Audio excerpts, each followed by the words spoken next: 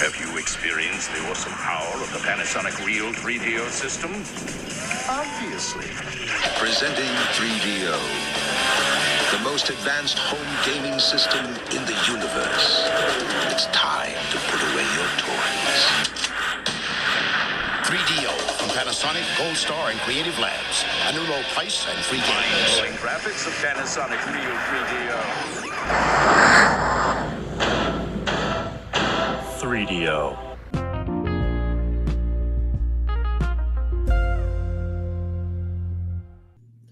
Hello, everybody, and welcome back to the 3DO Experience, the 3DO retrospective podcast, where we talk about all things 3DO, the company, the console, and everything in between. I am Bill, and this is Threk. How you doing, Threk? Oh, Bill, it's a little warm over here, and I hate it, but it should be cooling off in a couple days. How are you? I'm all right. Today felt like a Monday, even though it's Tuesday. That's usually how it works. Yeah, that's always fun. Yeah, I'm doing all right. I'm tired, but I'm always tired. So. Yeah, exactly. Yeah, me and Bill played some Helldivers the other day with our friends Tony and Chris. It was a good time. It was a good time killing bugs and robots and spreading around some democracy. So I was genuinely surprised how good that game actually is. Yeah, its controls are a bit wonky. And I'm curious to how that game would go solo. I've heard not very good, but you know, it is kind of what it is. But yeah, with that being out on Xbox now, I gave it a shot. It was good. Crossplay worked just fine, and yeah, we'll probably end up doing more of that. So yeah, because it is like a perfect multiplayer friends kind of game. Yeah. I was surprised it's third person too, rather than first, because I feel like everything's first person these days. I kind of prefer it being third person. I do too. I think just the way the game is functionally, I think it just makes more sense to be third person. Kind of get a lot of Mass Effect vibes from it, minus the RPG stuff. I feel like Mass Effect controlled better. Well, control, yeah. Just kind of the outlaw. I feel like Mass Effect feels like a better shooter overall, but like even the wonkier bits of Helldivers, I got used to it. So yeah, I was thinking it kind of reminded me of like Mass Effect 1, just going from planet to planet, exploring and just doing missions. Yeah, though we were, just, you know, trying to take away the bug menace who did nothing but just, you know, coexist peacefully on their own planet. How dare they? Yeah. Yeah. I mean the whole like Helldivers and also like Starship Troopers thing. I mean, it's basically the Star Trek episode Arena, like the TOS one, where Kirk fights how was it? The Gorons? No, not the Gorons. Like the lizard guy, you know, the famous lizard. Yeah. Yeah, it's a similar type of situation, but we're not here to talk Star Trek. We're here to talk video games. So but before we get into our game for the week, we'll do the news.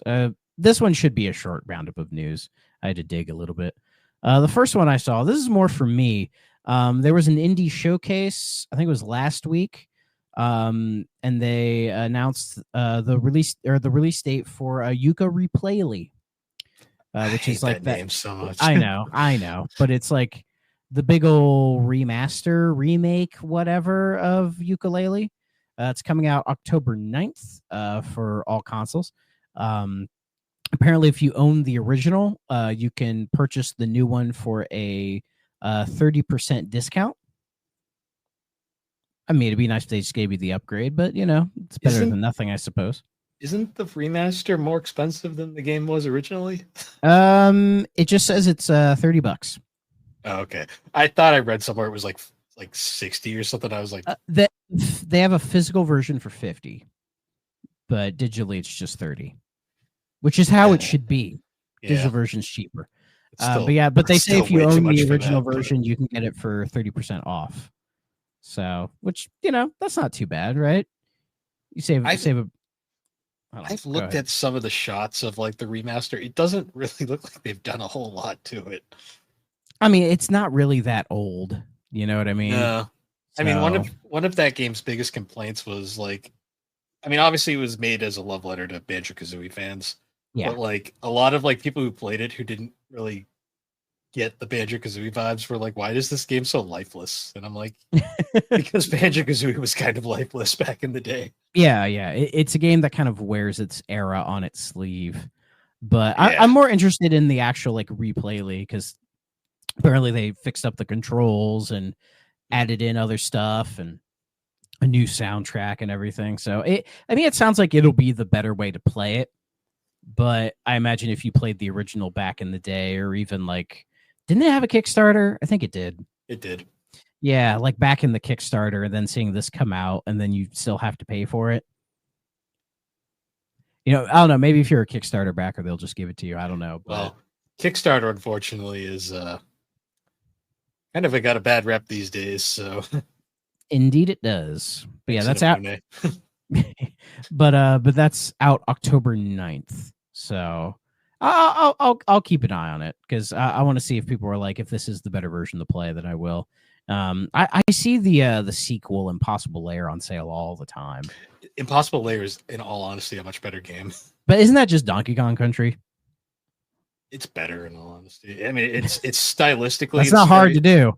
It's similar in style to Donkey Kong Country, but they do a whole of a lot more. Yeah, fair enough. It's a very solid 2D platformer. So, as we know, Capcom is putting out Pragmata next year, finally. But I'm mad because VGC interviewed the producer of Pragmata, Naoto Oyama, and asked them about the Mega Man theory. Have I told you this? You've mentioned it. Yeah, that like people online are secretly thinking Pragmata is like a secret Mega Man reboot. And I was on that side. I was a believer, damn it. You know, there was enough little things that made me go like, it's probably not, but I would really like it to be because, you know, Mega Man's not really doing anything. So if they were doing this with it, it'd be like, cool. Why the fuck not? But they asked the producer about it. They just said, Pragmata is not a Mega Man game. It is a completely new game from Capcom. I was actually one of the producers on the Mega Man Battle Network Legacy Collection as well. So I'm happy to see that people who love Mega Man are passionate about Pragmata too. From my standpoint, it's nice to see people being so positive about it. And of course, like every financial report, they're always like, we believe in Mega Man. We're trying to do something with them. And I at this point, I'm like, yeah, fuck it. Just make Pragmata secretly Mega Man. Who cares? Because Capcom like that robot girl, like she could be Roll. Why not? Like the blue that she has is a very Mega Man-ish blue. She straight up has a fucking Buster Cannon. You know, like there are little things where I'm like, you could just make it. If Shadow Labyrinth can be Pac-Man, why can't Pragmata be Mega Man? It's one of those things with Capcom where it's like they'll release a new Mega Man game, it'll do really well, people will buy it, and then like Capcom will be like, great, what do we do now? Well, the last one was Mega Man 11, and that was 2018 now? Yeah, pre-COVID. It's been a long time. It did well. I mean, yeah, it's the best-selling game in the series, apparently. Oh. Apparently. Well, if that can't save it, then I don't know what. Like they went out of their way to make like a whole new engine, a whole new art style, like a whole new everything for it, and have done jack shit with it. Yeah. I think part of the problem with Mega Man is they spent so much time in the 90s and the 2000s just milking the shit out of the IP and doing like every little thing they could think to do with it. And ever since they like turned the faucet off, they're like hesitant to go back to it. But I think part of that is they just don't know what to do with Mega Man. They have no idea because all the really interesting ideas, they fucking done them already. Yeah. I mean, say what you will about Inafune, he definitely wasn't perfect by any means. He was kind of the guy that was keeping that series going. But I think in a way it was almost to the detriment of it. You know, like probably forcing like people love the Battle Network games, right? But they did way too many of them way too quick. They completely like that was a series that could have gone for like another 10, 15 years if they'd spaced them out. But they didn't, right? Like they burned out everybody who was a fan of the X games due to just like kind of the poor quality and everything. Like the classic ones they return to like here and there, but it feels more just like a light nostalgia grab.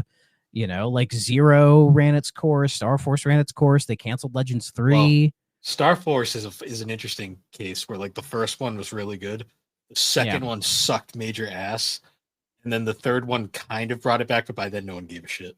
Yeah. And then they famously canceled Legends 3. Yeah, the one game that people cared about. Yeah, like, so like I just feel like they're just completely at a loss with Mega Man, which is crazy because Capcom, you know, have some of the best developers ever. Like they're fucking killing it right now. They've been killing it for the last couple of years. Like really, I think it was around Monster Hunter World is when they kind of got their shit together. And in all that time, they couldn't find like a small group of devs to do something cool and new with Mega Man. You know, like it's very possible there could be like two dudes in the corner of like of the office of Capcom trying to do something with Mega Man, and either they're just not getting the funding or they just don't have any ideas. I don't know what's going on. Capcom is kind of famous for that, for just having like IPs that are very popular and sell well, and then they just don't know what to do with them. Like you'll get Ace Attorney. Nintendo. That's a Nintendo move. Well, Nintendo like just does. Nintendo is more annoying about it somehow. It's like Nintendo just doesn't even want to try sometimes. Yeah, I think it's worse with Nintendo because it's so obvious what you could do with some of these franchises, and they just like out of like ego don't bother. I don't think Capcom isn't not doing Mega Man games out of like an ego thing. I think they're just genuinely not sure what to do with them. I think that's it too. Like I think the same thing is kind of with Ace Attorney, where they just don't know where to go next. Yeah, because that's another case of like they did a shit ton of games, and people love them, right? And they're all available now. And finally, and there might be somebody in a corner thinking, "What do we do now?" And they're probably just like, it feels like it ran its course, you know. And could Mega Man just be one of those series that ran its course? I don't know. Because also Capcom doesn't really want to license their IPs out to other devs to make games for them. Because I'm sure they could license it to like... Well, they learned their lesson. They could probably give Mega Man to a smaller indie studio, and they could probably do something really cool with it, but I don't think they want to do that. I think they learned their lesson during that Inafune like Western push era where they were like licensing IPs left and right, and a lot of them were very mixed. Yeah, but then you look at, say, what Sega did with licensing out their IPs, and they got, you know, that Wonder Boy remake, Streets of Rage 4, you know. In fact, that dev they brought in to do the Shinobi game, and they're actually handling that instead of letting Dotemu get all the money. So, you know, Sega was like, they kind of figured it out. They're like, we should just work with them because why the fuck not, right? We're not going to do it.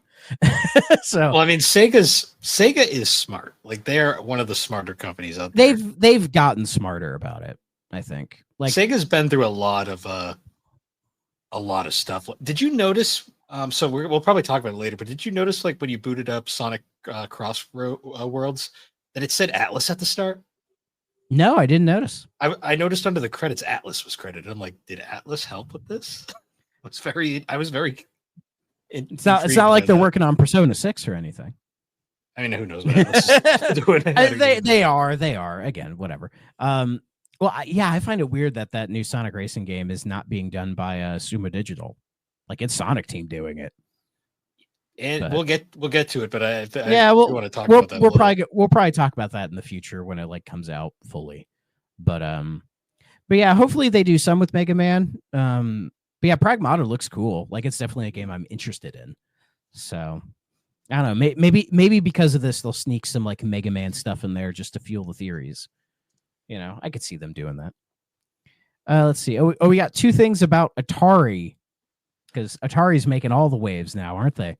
Good old Atari grams, yes. The first thing is they acquired 5 Ubisoft games. So they acquired 5 Ubisoft games for modern platforms and look at ways to expand the IPs with new content. And these are Cold Fear, Child of Eden, I Am Alive, Grow Home, and Grow Up. Now, I know of 2 of those. I know Cold Fear and Child of Eden. That's about it. I know Child of Eden and I Am Alive. Cold Fear was a very cool survival horror game. Like I think it was like set on like a ship or something. Okay. Maybe. Oh, it's like Carrier. If it's the one I'm thinking of. Yeah. Child of Eden was like that weird musical rail shooter back in like the 360 PS3 days which is a pretty cool game. I mean, honestly, just like a remaster of that for modern systems would be cool. I don't think it has that. And then I Am Alive. I'm aware of I Am Alive. I'm not 100%. Oh, it's like a survival-y kind of game. Yeah, because I think that's backwards compatible as well. So I've seen those names floating around. And yeah, sure. Why the fuck not? You know, Cold Fear is exactly the game I was thinking of. Yeah, here it says it's a survival horror game released on the PS2, Xbox, and PC in 2005 and was developed by Alone in the Dark, the new Nightmare studio, Darkworks. So they made the good Alone in the Dark. All right. Wow. I remember this game was super dated because it had a fucking Marilyn Manson song from the Golden Age of Grotesque in it. Oh, that's weird. But that's funny that like that Atari were just like, oh, Ubisoft, these like 5 games, can we have them? And Ubisoft's like, what 5 games? What, those? We did those? Oh yeah, take them. Ubisoft's like, will you give us money because we're dying here? They're not Assassin's Creed. Take them. Yeah, we own those. You want to pay us? Sure. Take 'em. So, I mean, I think the smartest thing Atari would do, or probably the first thing they will do, is just take all 5 of them and then remaster them. Just put them out so that they're available to play. And then from there, I guess, sequels? I guess? See how they do. Yeah. But that, but also the CEO of Atari, his name is Wade Rosen or whatever. Because Atari's been doing all those like remasters these days, right? Because they have like digital clips and everything. That actually makes a lot of sense. Freaking Atari Grams is a French company. Ubisoft is a French company. Oh yeah, that makes more sense than I thought of it. Well, they're French Canadian. Does that count? Well, main Ubisoft is French. Yeah, but I mean, we associate them with Montreal. Well, Montreal does most of their shit because the Montpellier studio can't decide whether it wants to exist or not half the time. They're like, we're totally doing Rayman. Maybe I don't know. Something. Yeah. Apparently, Rayman's anniversary is coming up. Yeah. And there's we got a game. I mean, well, there are rumors floating on that they're doing something with them. Like the rumors they're doing another 3D Rayman, like that would be like so Rayman awesome. 2 or 3 or whatever. Nice. Fuck it. Why not? If they did the scrapped Rayman 4 where the original enemy was supposed to be the Rabbids, that would have been kind of cool. Yeah. But who knows? I mean, I think Ubisoft Montpellier have done a good job of like, because they also did that Prince of Persia game, didn't they? They did that Prince of Persia game, and they've been working on Beyond Good or Evil 2 for like longer than Duke Nukem Forever. Yeah. At this point, so. But I wouldn't be surprised if maybe they're the ones doing the 3D Rayman game, if the rumor is true and that's what's happening. So they've done all the Raymans, yeah. So that would make sense. Yeah, I mean, they've been making some good games lately, so why not?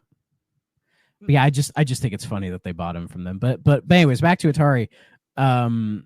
VGC interviewed him and we're like, what other remasters would you like to do because of digital clips and the deals they've been able to make with Warner Brothers and bigger companies, so they can definitely hemorrhage those deals. There were 3 games he picked, or like 3 games, interesting picks. All 3 of these. You ready? Ogre Battle.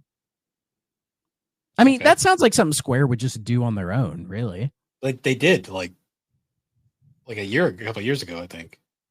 Did they? Or are you thinking of something else? They did. I have it. Because they remastered it. Let me check GameEye real quick. They did a remaster. No, you're thinking of Tactics Ogre. It was the same series. Yeah, but he was talking specifically like the SNES Ogre Battle, like March of the Black Queen. Tactics Ogre is a different game. Yeah, Tactics Ogre is the first game. Ogre Battle is the second game. No, Ogre Battle was the first one. Ogre Battle was 93. Tactics Ogre was 95. Unless Wikipedia is lying to me. I can never tell. Oh, you know what I'm thinking? Because I think of the PlayStation remakes. Yeah, okay. I think they were released the other way around. Either way, yeah. Yeah, but anyways, that was one he cited, which again, sure, but I feel like that's something Square would do on their own anyways. I don't know. The second one was Snatcher. Does Yeah. Does Konami own Snatcher? I assume it does. Yeah. But without I mean, Digital Eclipse have a working relationship with Konami because they did that Turtles collection. true. And then M2 did the Castlevania stuff. But, I mean, Konami would probably just be like, yeah, sure. Fuck it. We don't care. I don't think Kojima needs to approve it, but I don't think he'd be against it. Probably not. Yeah, they should do Snatcher and Police Knots. Just throw them together. See, Police Knots would be harder because that's never officially been localized. Snatcher Yeah. at least has a localization. for True. what it's worth. But Digital Eclipse, I think, could do the work. True. I get that sense from them. And then the third one that they mentioned, it's the Holy Grail. It is the Holy Grail of reissues. Panzer Dragoon Saga. That one's tough because they'd have to remake it from scratch, supposedly. Well, from what I've heard, and also I think this relates to Final Fantasy Tactics because the source code for that doesn't exist anymore either. Is you can just like reverse engineer the ROM and like figure it out. You know what I mean? Like, Yeah. The only like, thing is Saturn is obnoxiously difficult, which I think is one of the reasons why they've kind of true, but hesitant. but I would trust like Digital Eclipse to do it right if they were the ones to do it. I think the thing with Digital Eclipse is it not that they wouldn't want to, it would be such an undertaking.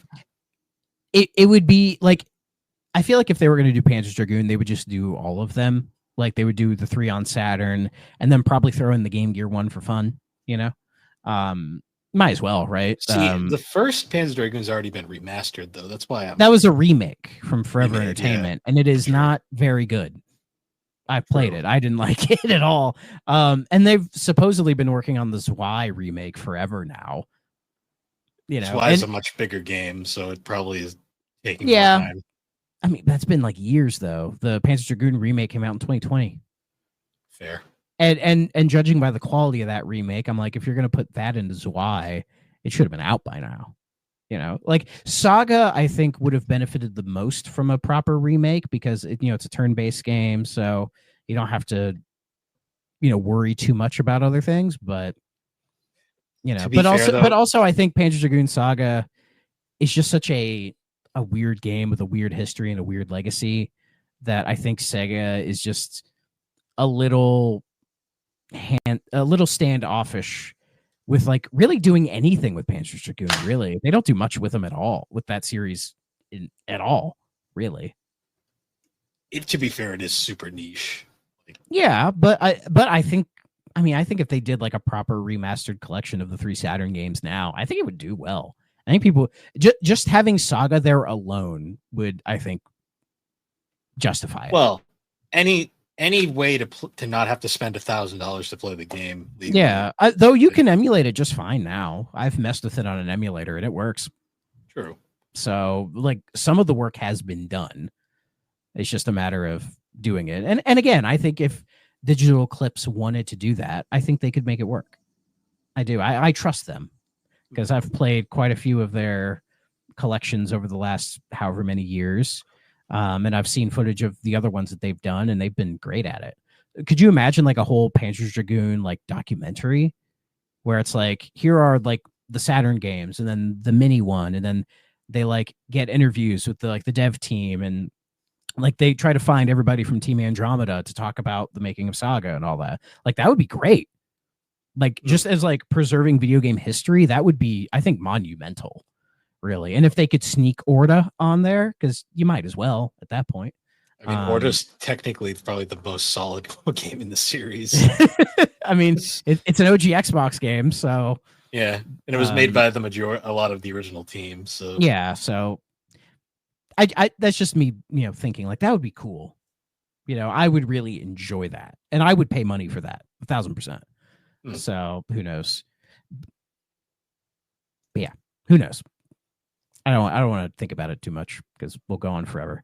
Let's see. Next thing is RGG, the Like a Dragon developer. They're doing they said they're holding a big reveal show ahead of the Tokyo Game Show. So on September 24th at,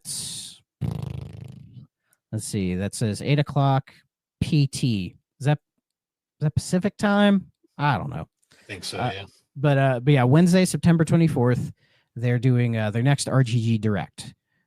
So, I mean, they have a bunch of stuff in the works right now. Stranger Than Heaven, their new IP, Virtua Fighter 6. I'm assuming they're working on like a Dragon 9. Safe bet to make, unless they have more side stuff in the works. I mean, it's another RGG event, so I'm gonna check it out because I'm curious to what they got working, because they're arguably Sega's best studio right now. Yeah, Arguably active anyways, because I don't know what AM2 does anymore. I don't know either, and I don't count Atlas just because they kind of just do their own thing. Yeah, Atlas is kind of its own. They kind of do their own thing, and Sega just bankrolls them.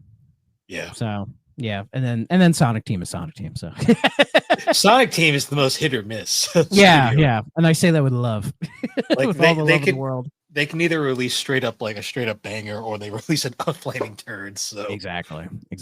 So yeah, I look forward to what RGG is going to show us, even if it's just updates on stuff we already know, because I'm excited for what they have in the works, anyways. Kojima is also doing a event showcasey thing. That'll be September 23rd, the day prior.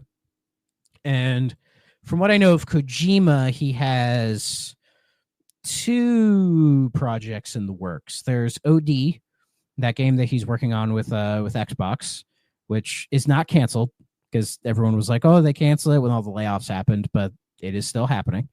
And then the other thing is something called Fizzant, if I'm saying that right. Quoted here, a brand new original IP, a next generation action espionage game. So it's just Kojima saying, okay, fine, I'll do my own Metal Gear. So he's making basically not Metal Gear. Okay. Yeah. Metallic gears. Fucking teams up with Sony and just makes a new siphon filter out of nowhere. Like, okay, sure. You don't have to go that hard for siphon filter, but okay. I wish they would. Nah, they don't. Finish the damn series. Well, Ben's not doing anything. Have them fucking finish it. Yeah. Anyways. Imagine if Ben came out of nowhere, like, we're secretly making Bubsy 40. We're gonna do it right this time. Oh, that would be amazing. That would be amazing. Let's see. 2 more things, and then we'll get to the game. Steam now requires age verification in the UK for mature game pages. So more of this like censorship bullshit is happening. Yeah, the restriction seemingly went into effect last Friday. Thankfully, the process to verify your age is straightforward. Users need to just add a credit card to account. Those who already have will face no restrictions. Yeah, it's just more of like, I think it kind of sits with all the controversy about the banning games thing and all that, and companies just being more like, oh, we got to protect the children, blah, blah, blah, blah, blah, that kind of thing. It just feels more like that, unfortunately. Even if it's like, oh, it's easy, it's no problem. It's like, well, now, but imagine how worse it's going to get later, Yeah, if they start doing this AI bullshit that some of these companies are thinking about. Exactly. Last thing is, it's just another rumor that Sony, they're working on a PlayStation 6. Can you believe it? Crazy, right? Is this really a rumor? I'm pretty sure this has been known since PS5 came out. Well, the rumor is more in what they're planning to do with it, and that's apparently better be a glowing crystalline ball. I wish, like it was in the PS2 ad. I maybe they'll reference it.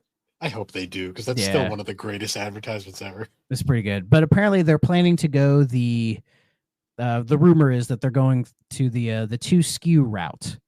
That they're going to have like the big box, the normal thing, but they're also planning to have a smaller device that is more akin to like a Switch or a Switch 2 type of deal that will be like dockable and be like a hybrid handheld. So yeah, so they're going to try the best of both worlds and have both, which I think is an interesting idea. I'm not sure how well that would go if that is what they're planning to do. But I guess that's just we'll wait and see. I mean, I'm not surprised that Sony would attempt a Switch style system, considering how successful it was, and kind of getting the ball rolling on this like handheld PC thing we're having right now. I know the Switch 2 isn't really a PC, but you get what I mean. Like handhelds have blown up like crazy since the Switch came out. So it's not surprising to me that Sony would want to jump into that instead of just doing the half breed like the Portal, like just going full in on the idea. But I don't know if like having that and then the big box, you know, I don't know if that would work out super well, especially like no, go ahead. My only real concern there is if there's no way they're going to make, unless they're being really ambitious, there's no way they're going to make the handheld as powerful as the box. Like, no. It'll probably be like a Series S thing, really. Yeah, and that's going to lead to probably some issues going forward. I mean, the only really issue with the Series S is that it just doesn't have enough RAM as the Series X. That's really the only problem. Otherwise, you know, all this Series S hate, I don't think would. I mean, it would still exist, but it would just be a little bit like less founded.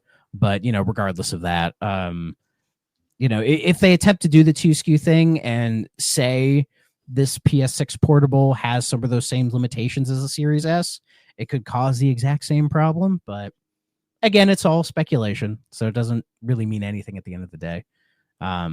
It just, again, it's like, it doesn't surprise me that Sony would attempt to do a more Switch style system. You know, I feel like that's the future of console gaming anyway. Like everything's just going to be a dockable handheld. Yeah, because we're moving kind of to that point where when people aren't PC gaming, they'd rather be like on their couch with their handheld. I mean, even PC gamers, they fucking love the Steam Deck. True. You know, well, people have always loved handheld gaming, but we're at this point now where the technology is at the point where you can play your console quality games on a handheld. Sure, it might be a little bit compromised compared to what you have, but I think with like cross play and cross progression and all that stuff, I think people are more and more drawn to it, you know, which is why I'm still like kind of eyeballing that Xbox ROG Ally. I know it's not like a direct native Xbox handheldy kind of thing, but you know, I'm keeping my eye on it as far as like, you know, price and if it's, you know, really worth checking out.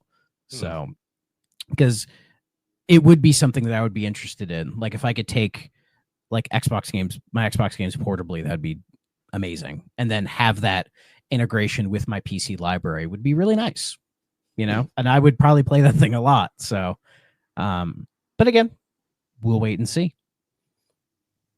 But that's going to do it for the news. Yeah. We did get new Nintendo music as well. That we did. What was the game, Bill? I already know. You can tell me. We got new 3DS music. We got Fire Emblem Awakening, like an actual significant game for once. Yeah. You're saying golf on NES wasn't significant? How dare you? You're saying Captain Toad wasn't relevant? Captain Toad was more relevant than golf. I'm just the NES drops were hilarious because it was like 3 tracks of like beeps. Of like, yeah, like 6-second sound effect clips is great. Yeah, it's like cool. I'm glad this is what we waited for. See, I should go through the black box games and pull out like the actual tracks that are worth your time and make it like a playlist. So it's like best and call it like best of the black box. Like, here you go.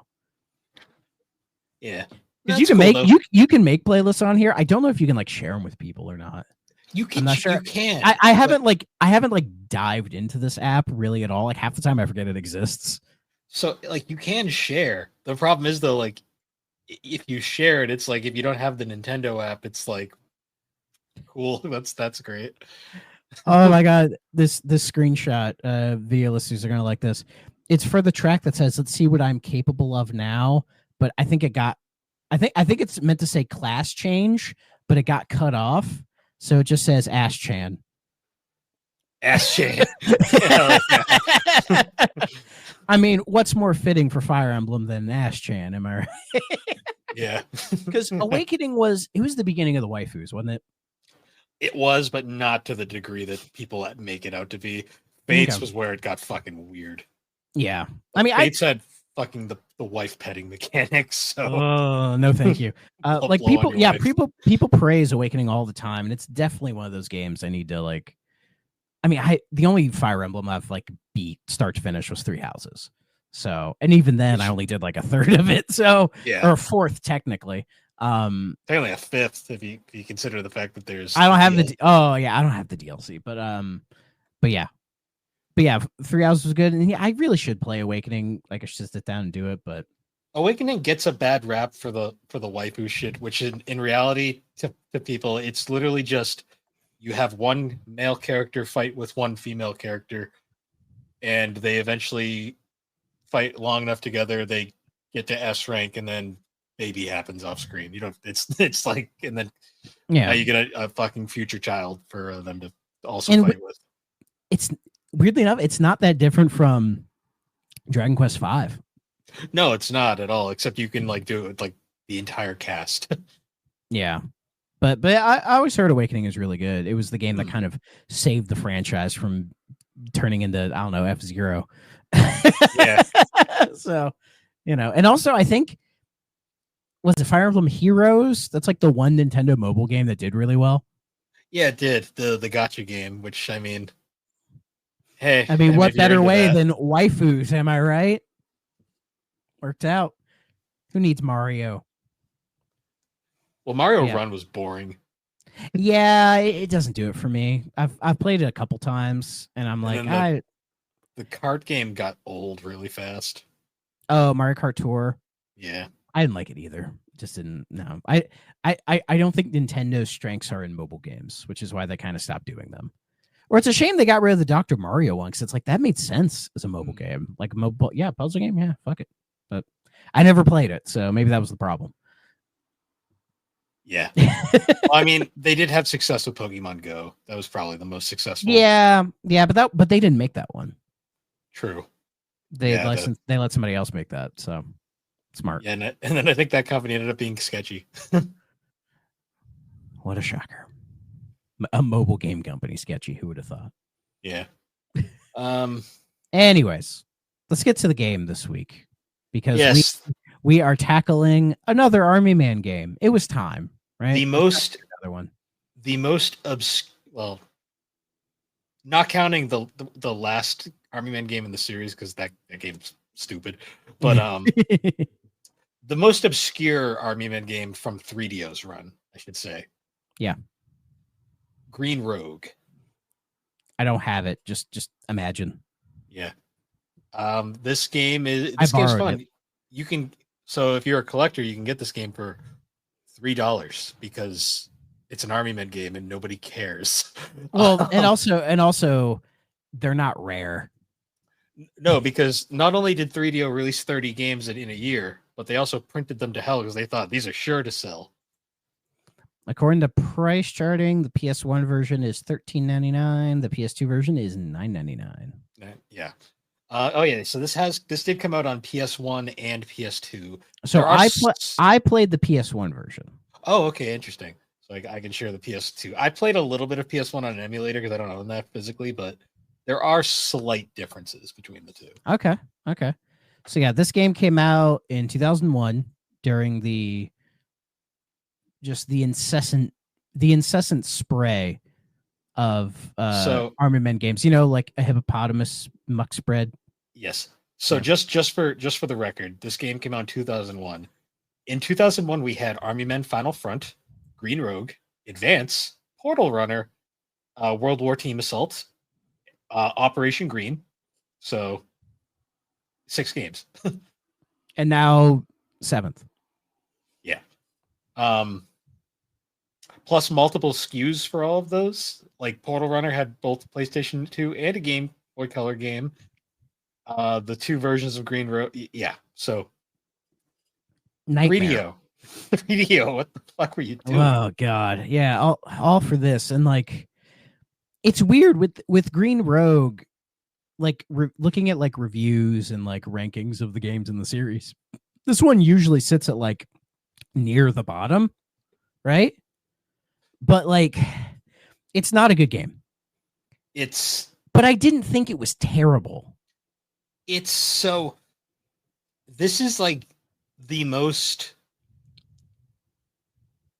repetitive Army Men game I think we have. Yeah. So what's really funny is like this is like the duality of man with this game. I was looking up a couple of The green and tan. kind of whenever we cover these Army Men games, I like to always like look up a couple of YouTube reviews just to see what people thought at the time. I like to find the older ones from like back in the day. Before, Oh yeah. Somebody reviewing this game on YouTube in 2006, way ahead of your time. One of my favorites of all times. I found 2 reviews, and this was like the most duality of man thing. The first review I found literally was just titled "Worst Game Ever," and then the other one was titled "A PS2 Hidden Gem" with a question mark. So I'm like, yeah. I mean, that I feel like sounds about right. every game ever made has hidden gem attached to it on YouTube. Well, You the know, best part is like too. any game that's like it's fine. I Yeah. watched the Hidden Gem one because I'm like, all right, I don't want to listen to someone bitch about the game for like 10 minutes, so I'm gonna listen. That's what we're gonna do. Yeah, well, yeah, but also, I'd rather look at someone who might be objective. And my favorite part is he still bitched about the game the entire time, but at the end he's like, it's not that bad. And I'm just like, fair enough. You gave. I mean, your that's honest really my opinion. thought. I wouldn't call it a hidden gem, but I really don't think it's Oh. that bad. I don't. No, It's not the worst Army Men game we've played so far. Yes, It is not. So this game technically takes place in the Sarge's Heroes canon. So not it's in the Well, yeah, Sarge shows up. he does. It's apparently at some point after Sarge's Heroes 1. Not that it matters in the grand scheme of things. No, 'cause it matters. It matters for lore. Okay, there are lore freaks for Army Men out there. I mean, we played the last game first. And we already learned that everyone died. So That's true. um, That is true. that being said, though, this is the most straightforward, I think, Army Men game. Like to the point. So for gameplay wise, this one is a top-down shoot 'em up. Arcade Not shooter. not really top down. More just like a bird's eye perspective, kind of. Yes. Yeah. Do you want me to read the overview from the Army Men fandom wiki? Sure. Because this will give kind of like an overview of the game. So, the action-packed third-person shooter with a sense of humor keeps on rolling with this combative installment. The little plastic soldiers are warring again. As always, it's green versus the tans. But this time, the greens might have come up with the weapon that will win the war. The little green guys have taken their best warriors, infused them full of crazy chemicals, and turned them into superhuman battle machines that are ready to tear the tans to bits. Flamethrowers, grenade launchers, insane bazookas, and other crazy weapons get thrown into the mix before all is said and done. This decidedly violence-heavy installment of the ongoing series is a faithful port, boasting intense animation sequences and gameplay that will have you sweating bullets, fitting for your hat. It's certainly not a realistic war simulation, but that's really not the point, is it? Playing with little plastic figures has never been this explosive. I'm sure the person who wrote that was really happy to write that. Oh, they had a blast typing that up on like a Windows ME word processor. Also, fun thing, the in Europe on the PlayStation, this game is known as Army Men Omega Soldier. I kind of like Omega Soldier more. I don't know why. But only for the original PlayStation version, not the PS2 version for some reason. Yeah. So Yes. if you're like in Europe, like imagine you buy Omega Soldier and then you think, oh, what's Green Rogue? And it's like, And then the it's like same game. it's the same picture. Yeah. So yeah, basically the plot of the game is the Greens are like, oh, we need to make like the ultimate super soldier and so they take all of like Sarge's heroes and all of his friends and put him in like this like weird laboratory thing, do lab shit, and like morph together the Green Rogue, this sort of like bald, no face having green bean looking motherfucker. Yeah, who can apparently have the power to equip every weapon ever and murder everything. Because apparently the other guys couldn't do that. They couldn't just pick up any gun, but this guy can. Like he's a fucking beast, dude. and so yeah, you do this like bird's eye. It's like a rail shooter, you know. So- Imagine like Star Fox on the ground. Big difference between the PS1 and the PS2 version. In the PS1 version, you can move gradually at your own pace. In PS2, the camera actually moves on like it's straight up on rails. Like you have to move constantly. Like you can't like take your time. That's weird. Yeah, because on So it's- PS1 it was yeah, I could just I could go back if I wanted to, which Yeah. helped a couple times. In the PS2 version, the camera's constantly moving forward, like it's like a true rail shooter. So you have to it's a bit harder in that respect. Yeah, it would be. How's it? I assume graphically it looks better. Yes, but still kind of looks like shit. So I mean, That silence told me everything I needed to know. you literally like you look at it, you go, it's like they just polished the turd. I see, good. Yeah, basically. Because Yeah, you look at a side by side, it's like a slightly shinier PS1 game. There's quite a few PS2 games, early PS2 games that were just that basically. So yeah, like the camera's slightly above you, but you're kind of just going straight ahead, like shooting every tan thing you can see, blowing up things, everything dies in one hit. In PS2 version, you also get blue and gray soldiers. Oh, the blues and the grays, what are they doing here? They're just added fodder to shoot. Oh, okay. They're Like, just all tans, basically. Yeah, and it's basically like, best way I could describe it, it's like those 3D Contra games. It's kind of like it's the same idea of like taking like a 2D style Contra shooter, like Contra or Gunstar Heroes or Metal Slug or something like that, but flipping the camera, doing the Crash Bandicoot thing, flipping the camera behind the player, boom, 3D. That's sort of the idea here, and I think like in concept that should work, but the execution isn't great. Well, my thoughts on this game is they took enough time to actually make a competent enough engine that works and create a gameplay style. But then they realized we're working on 4 other games right now. So you did that, just kind of throw some levels together and it's good. That's really the problem with these Army Men games in general, is just the sheer lack of like quality control and just like, shoveling these games out, like putting them in they're the equivalent of like shoving a t-shirt in a t-shirt cannon and shooting it out. Like that's the equivalent of these games. And like Green Rogue, I mean, it feels like if it got like, I don't know, 6 more months of dev time, it would probably be kind of decent. Like, you know what I mean? Like there's an idea here. Some of the levels are kind of fun, like going through it, but then like you'll get like a couple that are like, these are just straight lines on uninspired, just shoot shit. Yeah, and like the enemy placement isn't great. Like there were so many times for me where an enemy was like hiding in a bush, and I would try to like turn to shoot them, and because they were in the bush, it wouldn't register that I killed them, which is fucking ridiculous.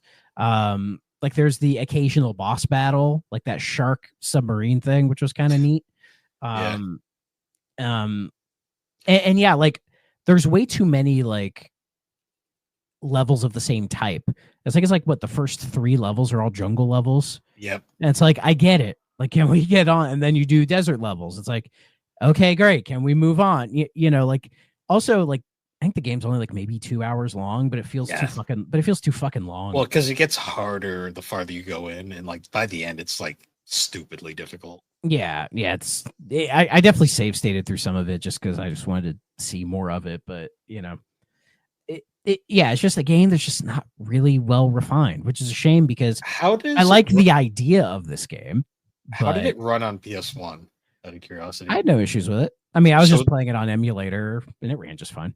The PS2 version, when a lot of shit's going on screen, it lags the fuck out. Like, I mean, there was definitely lagging happening, and I didn't know if that was because of like my computer or the game itself. I have no idea. Probably the game itself, because the PS2 version. I mean, I do upscale things a little bit in RetroEdge for PS1, so I don't know if that was causing it, and also like because I have the 2 screens, so it wasn't taking as many resources. I don't know. Fair. There is a fun power up where that's literally you basically just give your character steroids and he gets all roided up. That was great. It's like Altered Beast. I will say though, the sound design in this game is horrendous. Yeah, like the tunes I thought were okay. They were standard Army Men style tunes. Yeah. But like the gunplay and like the voices were horrendous. Like the Green Rogue. Terrible. I guarantee you the Green Rogue was just some guy in the office. And they were like, oh, yeah. You're the Green Rogue. Do these lines. Yeah, it was like Bill in IT or something. Like, can you come over here and do this voice? Because it's like you listen, he's like, it's like, Barely hear Well, him. he doesn't have a mouth, so maybe that's why he's so muffled when he talks. You know, he doesn't have a Maybe. mouth.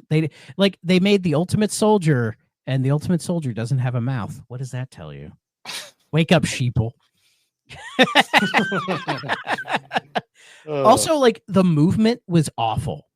Like I would just hold forward, and he would just like it was like he had a limp, you know, and like the camera would jut with him when he would move forward. It didn't have like a smooth, like moving forward animation, you know, which is so weird. And like you can't control the camera at all. Like even just to like look a little bit left or a little bit right, especially when like there were so many instances where an enemy would just start shooting me from like a spot that I had no idea where they were and say they were behind me. And I was like, oh, let me move the camera so I can see him. No, can't do that.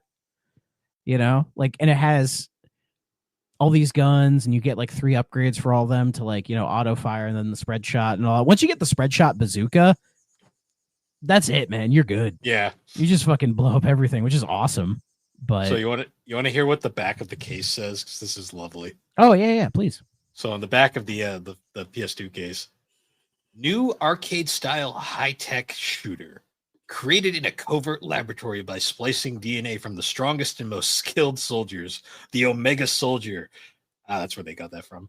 Has been given the strength and weapon skills to become the Tan Army's worst high-tech threat. Armyman Green Rogue incorporates a third-person shooter with coin-op shoot-'em-up style gameplay that will raise the heartbeat of anyone who dares to accept the challenge. You must guide the Omega Soldier, your mission to conquer. What fucking game are we playing here? I don't know about raising the heartbeat because also I found the game to be very boring. Yeah. Features: high-tech character and weapons, 24 extreme weapon upgrades. God, this was 2001, all right. 16 diverse terrain levels. I'm not sure about the diverse part there. Head-to-head, maybe like 4. yeah. Head-to-head battles with 5 outrageous bosses. Outrageous, maybe. Battle from the ground or ambitious vehicle. Ambitious. Oh, amphibious. Oh, I was hoping he was ambitious. He Ambitious. just has that entrepreneurial spirit, you know. And then the last one, dual analog, features shoot and move in 360 degrees. Sure. Also, I didn't even notice it until now of looking at it, but this was one of the blue discs Oh, I like the blue discs. because this game is not very big, so they did not bother to make a DVD for it. I know. I mean, it fit on a PS1, so what Yeah. does that tell you? Also, they were really hyping up the arcade part because, like, right on the front, it's like high-tech arcade shooter. Yeah, and this is like 2001, dude. Like arcades are dead. Yeah. At least in the States, they're dead at this point. So, like, it's not a selling point. And let's see, Oh, my, shit. my file for the game, it's like not even 500 megabytes. Yeah. I just realized looking at the back, I should have fucking got Alex to play with me. This game's 2-player. I mean, I could see that, you know, but they made one Ultimate Soldier. You tell me they made 2? Yeah. Oh, yeah. There's a picture of it. You could have 2 of them on screen. That's kind of cool, I guess. I wonder if they look any different or if they're just the exact same, but they just have like a little logo above their head for P1, P2. On the back, they're literally the same model. It's great. They couldn't even bother to like color swap like one thing to make it a little different. This is 3DO. They were making. I mean, this was 2001. All their resources were going into Portal Runner. Let's be real. Yeah, that's true. That's true. I mean, that is their magnum opus. That according to Trev Hawkins. Well, they had already peaked because both the AirTag games are already out by this point. So, Okay. so let's look at the reviews for this game because, oh boy. So Metacritic, PlayStation, not available. PS2, No one bothered. 39 out of 100. Ooh, that's real bad. So All Game gave the PS1 version and the PS2 version 1.5 stars. The only company that reviewed the PlayStation version was Jux Video, which gave it 6 out of 20. Well, they're French, so maybe it's, you know, Hui Video. or Hui Video, maybe. Yeah. Apparently they're still around. Oh, interesting. Yeah, look at that. All I right. mean, France needs a video game journalist website, don't they? True. So the highest rating for the PS2 version is from also the same studio who gave it the same journalist who gave it a 11 out of 20 on PS2. Everything else is like EGM 2 out of 10, EP Daily 3.5 out of 10, Game Informer 1 out of 10. I'm EP Daily. Game Revolution D-, GameSpot 3.8, IGN 4.3, Next Generation 2 stars, Official PlayStation Magazine 2 stars, PlayStation The Official Net. Which one's official? Both 4 out of 10, and the Cincinnati Enquirer, because why the fuck not? 2 out of 5 stars. I love that one. That one hits close to home. Literally, it's not far from me. You know what and the Cincinnati Enquirer review is archived. I found it on the Wayback Machine. Oh boy! You know what the funniest part is? They did a bunch of them actually. It's like stacked in with Air Attack 2, Sarge's Heroes, and Sarge's Heroes 2. So they did like a 3-piece. Oh. Yeah. The funniest part is though, like, there's this many reviews for this game. Some games, like, we can barely find 3. But this game, it's like they just wanted to shit all over it. Or did you think this was the one that like 3DO gave review copies to, like everybody? They were like, yeah, this is the one. Like most reviews could describe it as like a worse version of Commando or Akari Warriors.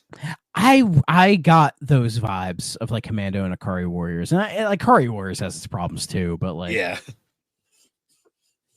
I mean, it's freaking Gunstar Heroes compared to this.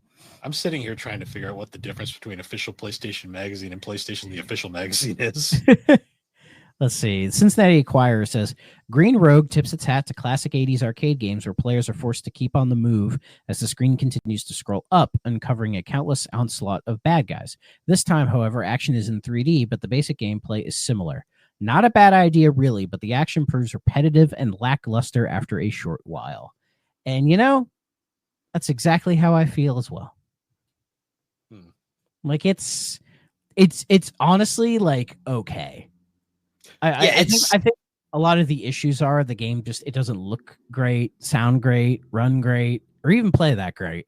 But for like, if we're grading it on the Army Men curve, it is far from the worst game in the series. Yeah, like I'd play this over 3D. Yeah. Not that that's 1000%. saying a lot. Yeah. In fact, in my little Army Men ranking, if you are curious, it is above 3D, but it is below Sarge's War. I would place Sarge's War is more competently made. Sarge's War is also more entertaining. This game, like the entertainment factor, kind of just goes like there isn't even a ton of cutscenes, so it's like there isn't like a lot to like laugh about in this one. It honestly, the only reason I didn't beat it was just because I was bored, and I couldn't force myself to deal with all 16 levels. I got through the first 6, and I was like, I'm good. I think I got it. I was like, I think I got it. Let's go play some Helldivers instead. Yeah. Like, the game is competent, but competent can only get you so far. Especially when they just have all of these different fucking games, right? And they're just pumping them out like insane, that like having just this random game in the middle be okay, but like it's in this sea of like, guys, calm the fuck down, right? Like, I think people were just quick to shit on all of them because I think we all knew just at the end of the day, they really weren't that good. You know, and the handful of games that were worth putting the effort into, they didn't bother putting the effort into.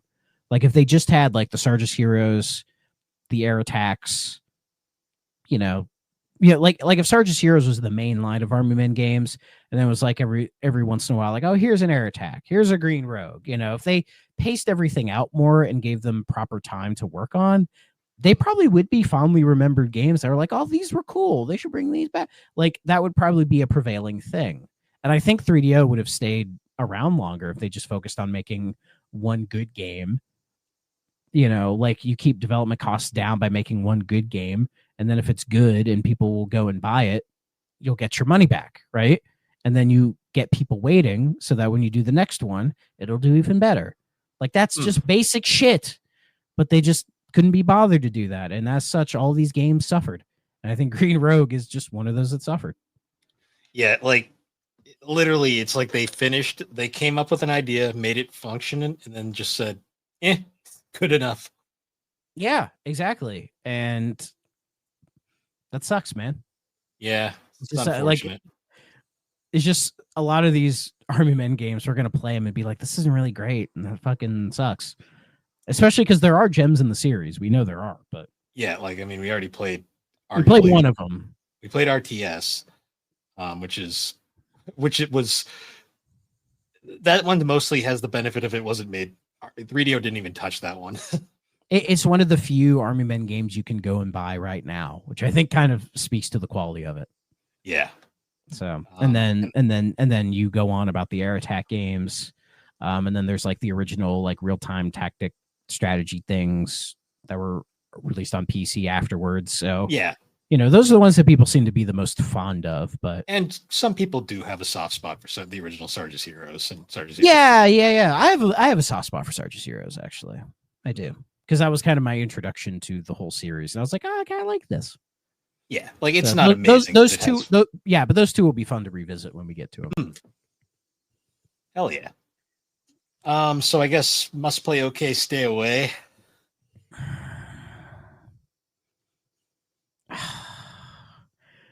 Like it's not bad enough to be a stay away, but it's not good enough to be an okay. Yeah, I'm gonna just say nah on this one. I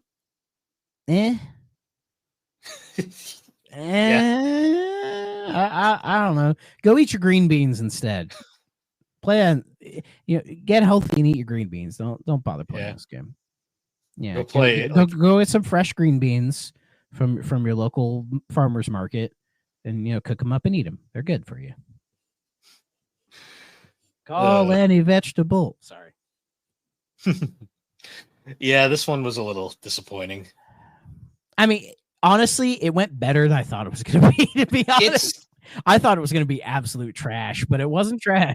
Well, especially if you look at the reviews and then you play and you're like, this is just a nothing burger. It's not even like bad. It's not bad enough to be like angry, infuriating, or fun. It's just kind of like, it's here. Every time someone says nothing burger, I think of, you remember that scene in the Good Burger movie where the guy orders a burger with nothing on it and they just give him the bun? And he's like, and Cal's like, well, you said you want nothing on it. Yeah, well, I expected a meat patty. Dude, a meat patty is something. You said nothing. I have not seen that movie in so fucking long. Neither have I, but so many bits from that movie are just in here. They're just locked in my brain. I can't help it. I have the DVD somewhere. I should just watch. I should just throw it in a server and like. Oh yeah, let's watch Party Good Burger. God, what a fucking thing. I feel I've never even smoked weed, but I feel like that's a movie I should smoke weed for before I watch it. It's one of those things where you rewatch it now and you're like, this was funny. I think I would laugh at it more now, but like laugh at it the way I laugh at a Neil Breen movie. Where I'm like, this is just so stupid I can't hold back my laughter. Yeah. I do love when Sinbad's car gets crushed by the giant burger. I always like that. That was great. I forgot Sinbad was in this. Yeah, he's got a terrible wig. He's Keenan's. I forget the name of the character. I'm just gonna call him Keenan. He's just Keenan Thompson's like science teacher in high school or whatever. And like Keenan Thompson's wearing like a thick like raincoat when it's like summer and like 85 degrees out. I'm like, why are you wearing that, dude? And then remember he crashes his like parents' car into Sinbad's car, and that's why he has to get the job at the Good Burger. Why do I know all this? What the fuck's wrong with me? Oh man. There's the scene where they get into the Mondo Burger and never mind. I'm just gonna start reciting the whole movie. I want to rewatch Keenan and Kel. I thought of that show. There was some good. That show wasn't too bad. It's weird thinking now, like, oh, the theme that was fucking Coolio. doing the theme song. Yeah. See, as a kid, it didn't strike me until like years later when I was like, oh fuck, it's Coolio. R.I.P. So we'll end on death for this episode of Army Men Green Rook. I forget. Did we have a game decided for next week, or we? No, we didn't. But we'll just off stream. Yeah, we'll figure that out. Off stream. Stupid. But yeah, I guess that wraps this one up. We had an hour out of that, so that's not bad. Yeah, we kind of clawed our way there. But anyways, guys, once again, thank you for joining us on the 3DO experience. I don't even know what show I'm on right now. Those blend together, don't they? Yeah. Well, this is the least chaotic of the three, so I'm glad I could be of service. You could find us over on the Superpod Network, superpodnetwork.com, on all the podcasting platforms, all those fun things. How's Track Ops going? I will be starting the next game probably this week. It will be Call of Duty 2 Big Red 1. Classic. I'm very much looking forward to replaying that game. That's another, much like Call of Duty 2, I have a lot of fond memories playing that as a child, so I look forward to it. Nice. And it's the first game in the series made by Treyarch. That is true. Wait, did they make Finest Hour? Who made Finest Hour? Finest Hour was a completely different studio. I already forget their name. But if you listen to that episode, you'll learn why they don't exist anymore. It's relating to Call of Duty Finest Hour.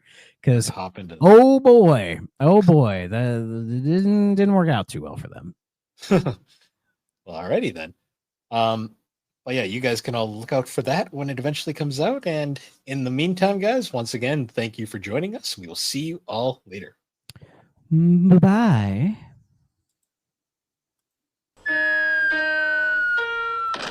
If you're not playing on a 3DO system,